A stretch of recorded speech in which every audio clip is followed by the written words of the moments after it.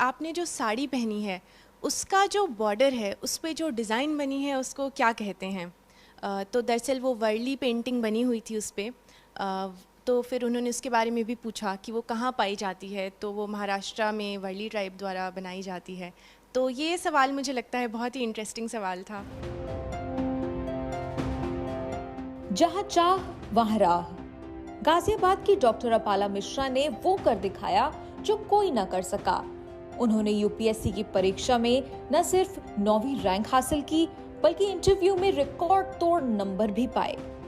पिछले साल कायम किए गए 212 अंक के रिकॉर्ड को तोड़ते हुए अपाला ने इस साल 215 अंक हासिल करके मानो एक नया आसमान ही छू लिया हो।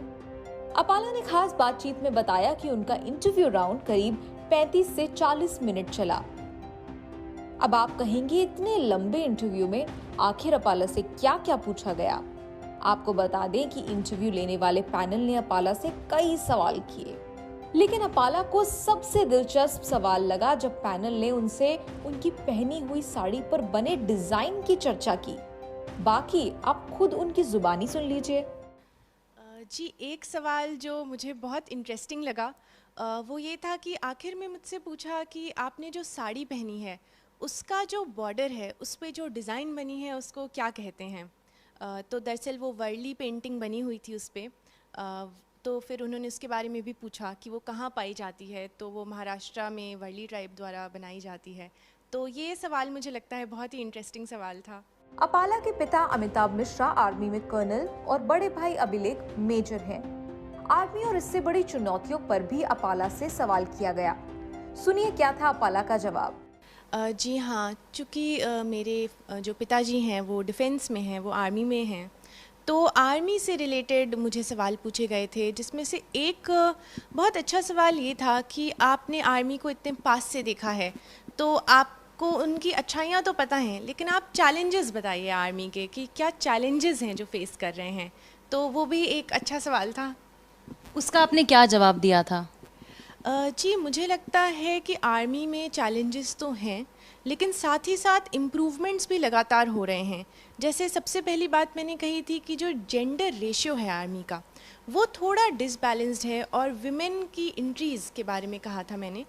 लेकिन ये बहुत ही खुशखबरी की बात है कि अभी इसी कुछ ही दिन पहले हमें पता लगा है कि विमेन अब एनडीए में भी और सैनिक स्कूल में भी हर जगह अलाउड हैं। बाकी मैंने make in India for defence की बात की, जो कि धीरे धीरे ग्रेजुअली इम्प्रूव हो रहा है, और एक टेक्नोलॉजी इन डिफेंस जो मुझे लगता है उसमें भी इम्प्रूवमेंट्स हो रहे हैं धीरे धीरे। तो मुझे लगता है जो भी ये सब चैलेंजेस हैं वहाँ पे हमारी सरकार और हमारे जो डिफेंस एडमिनिस्ट्रेशन है वो ग्रेजुअल इम्प्रूवमेंट्स कर रहा है। अगर आप सोच रहे हैं कि सवाल खत्म हो गए हैं, तो आप गलत हैं। आखिर यूपीएससी का इंटरव्यू जो है, एक सवाल अपाला के नाम के बारे में भी पूछा गया। सुनिए। जी, जो पहला सवाल था इंटरव्यू रूम में घुसते ही, वो सबसे पहला सवाल था कि ये जो अपाला नाम है इसका क्या मतलब है। तो ये नाम मेरी माँ ने रखा था, क्योंकि मेरी माँ खुद एक हिंदी लिटरेचर बैकग्राउंड से आती हैं। और अपाला जो है वो ऋग्वेदिक पीरियड में एक बहुत ही प्रोमिनेंट फीमेल फिगर हम कह सकते हैं, जिन्होंने हमारी ऋग्वेदिक रचनाओं में बहुत सारे कंट्रीब्यूशंस किए हैं, और ख़ुद वो एक फ़ीमेल ऋषि थी उस टाइम की। और साथ ही साथ अपाला ने क्योर भी ढूंढा है कुछ आयुर्वेदिक क्योर डिजीज़ का। तो इसलिए इसी बात से मेरे इंटरव्यू की शुरुआत हुई।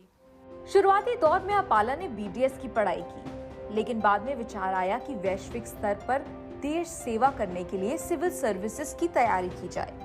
आपको बता दें कि अपाला ने तीसरे प्रयास में यूपीएससी की परीक्षा में सफलता हासिल की है। अपाला का पहला और दूसरा प्रयास असफल जरूर रहा, लेकिन उन्होंने हिम्मत नहीं हारी। अक्टूबर 2020 में तीसरी बार परीक्षा दी और 9वीं रैंक हासिल की। लेकिन क्या अपाला ने इस जीत की कल्पना भी की थी, और क्या है उनका सक्सेस मंत्र? आगे सुनिए। इंटरव्यू की तैयारी तो मेरी काफ़ी ज़्यादा थी, और जब इंटरव्यू दिया तो भी मुझे अच्छा लगा था। तो मेरे फादर बार बार बोल रहे थे, चूँकि अब तक का हाईएस्ट मेरे दिमाग में था कि 212 नंबर हैं। तो मेरे फादर बार बार बोल रहे थे कि 212 नंबर आ जाएंगे। लेकिन हाँ, बिल्कुल भी ये उम्मीद नहीं थी कि उससे भी आगे 215 नंबर आ जाएंगे।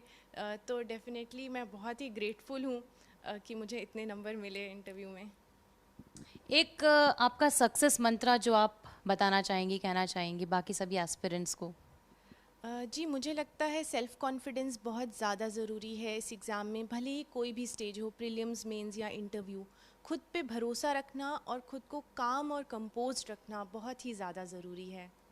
अपाला की कहानी उम्मीद जगाती है, खास तौर पर उन लोगों में जो लगातार प्रयत्न तो करते हैं लेकिन असफलताओं के सामने झुकने पर मजबूर हो जाते हैं। वो कहते हैं ना, देर आए दुरुस्त आए। न्यूज़ तक ब्यूरो।